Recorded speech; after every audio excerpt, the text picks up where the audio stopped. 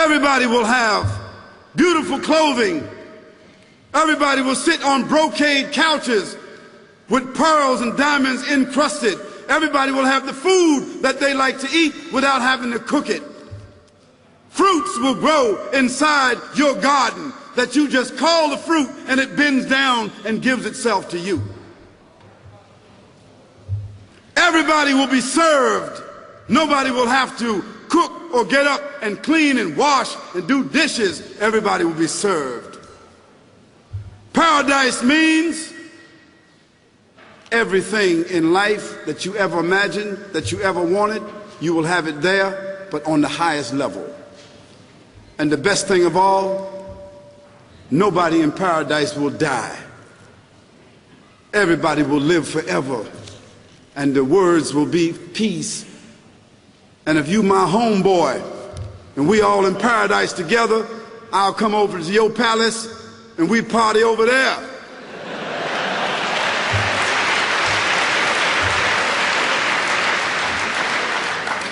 Because what else could paradise be but the best of whatever it is people want in this life that they can never have? That's what paradise is. Someone says, Assalamu alaikum. Wa alaikum salam. I have found out about Islam about 2 months ago, and this is the first time that I ever thought about God and the purpose of life.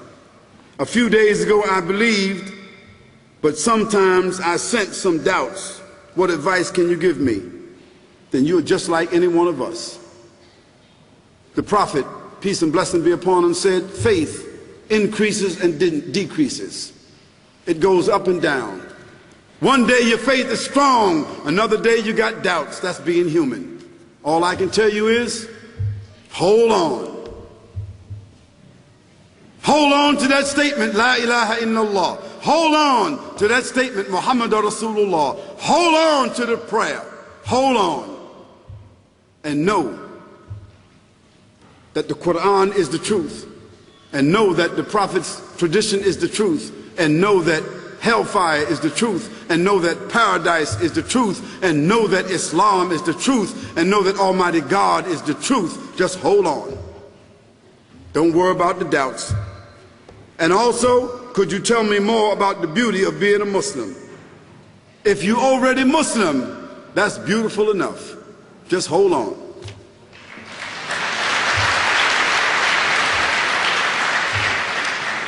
Says, I am a new Muslim and my mother is strong Catholic. She suffers from schizophrenia. Is she accountable for not embracing Islam? Well, I think schizophrenia means two personalities. So maybe one personality won't be judged, but if the other one understands something about God and life, definitely they're going to be judged. So my suggestion for you, since I'm not an authority on that issue, and you know your mother's condition better than I do, my suggestion is that you should be near your mother and kind to her and try your best through your behavior to convince her that there's nothing to worship except Almighty God. Don't worry about her being a strong Catholic. That might be to her benefit. Just you be kind to her. Serve her. Do for her what a daughter or son should do. And through your kindness and through your behavior and through your advice, don't worry about the schizophrenia and the two personalities, because I know a whole lot of people that got two personalities. They're Muslims too. Question. I'm a little confused about Jesus' prophetic career was about 2 years. Yet Muhammad, peace and blessings on him, career was about 23 years in total. Why is there more Christians worldwide than Muslims? It has nothing to do with the mission of Jesus Christ. The mission of Jesus Christ was ordered by Almighty God. That wasn't ordered by Jesus Christ. And the mission of the Prophet Muhammad, peace and blessings be upon him, of 23 years, that was also ordained by God, not ordained by Muhammad sallallahu alaihi wasallam. And just for your understanding, there is approximately 1.3 million Christians in the world, and there's approximately the same number of Muslims. Now, some Muslims might say there's more Muslims, and some Christians might say there's more Christians. That's not important. The fact is, between Muslims and Christians, over half the population of the world is following Jesus Christ, and half is following the Prophet Muhammad, peace and blessing be upon him. And that means half the population of the world is acknowledging that there's none to be worshipped except Almighty God.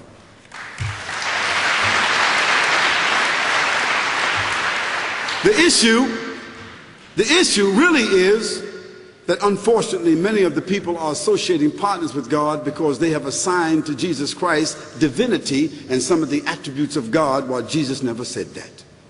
That's the issue. But that's another subject, and we can talk about that a little bit later. Another question: does Islam acknowledge cultural practices?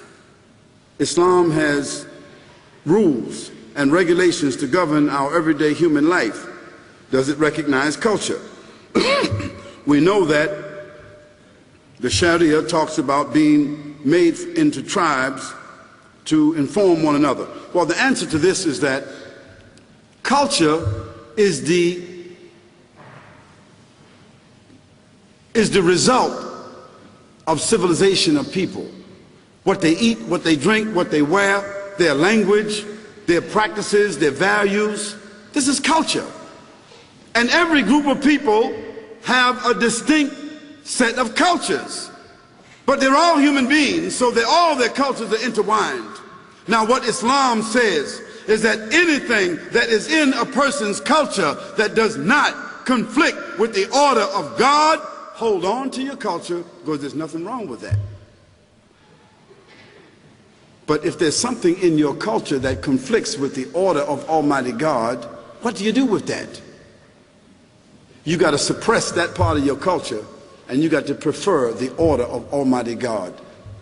This is the beauty of Islam. And that's why if you go to China and you visit Chinese Muslims, they got Chinese culture, but they're Chinese Muslims. And if you find American Muslims, you find Muslims in America, they're Muslims, but they also share in the American culture. And the same thing here in Australia, and the same thing in France, and the same thing in West Africa or East Africa, because culture is natural for human beings. But the guidance of Islam on top of the culture, not the culture on top of the guidance, that's the issue.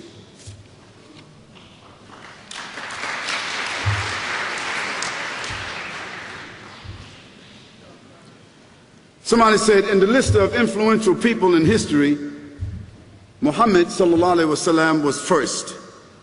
Where did Charles Darwin rate? Well, among the 100 people that these biographers came up with, Charles Darwin wasn't even in that list.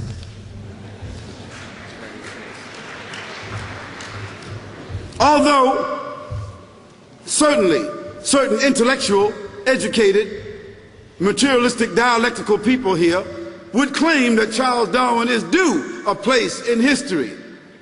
He is. But Charles Darwin himself, before he died, was a bit confused about what he influenced the whole world about. Here we're talking about a categorical legacy. Not a person that came up with a theory, not a person that came up with an invention. We're talking about a human being that categorically had the most profound impact on the world from a moral, spiritual, legislative, historical, social level. Charles Darwin is not among those people. A question: wanting to convert or accept Islam, but don't know how my family will deal with it, especially at Christmas and Easter time. Well, I say this, sister.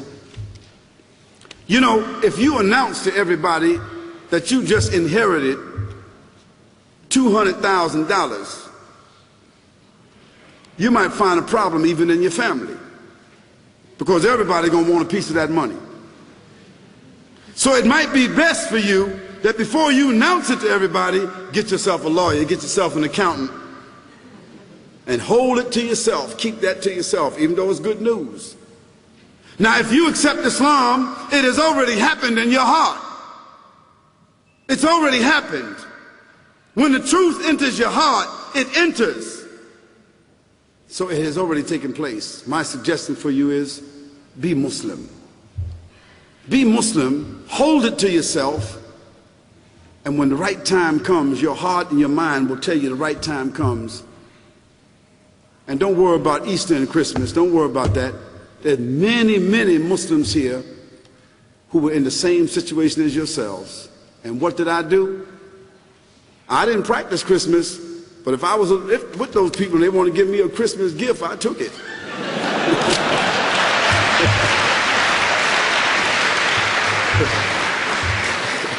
I didn't say Merry Christmas, Happy New Year. I just said thanks a lot. A non-Muslim says, why do you think it is not logical for someone to be held responsible for their actions, like Jesus dying for the sins of the world?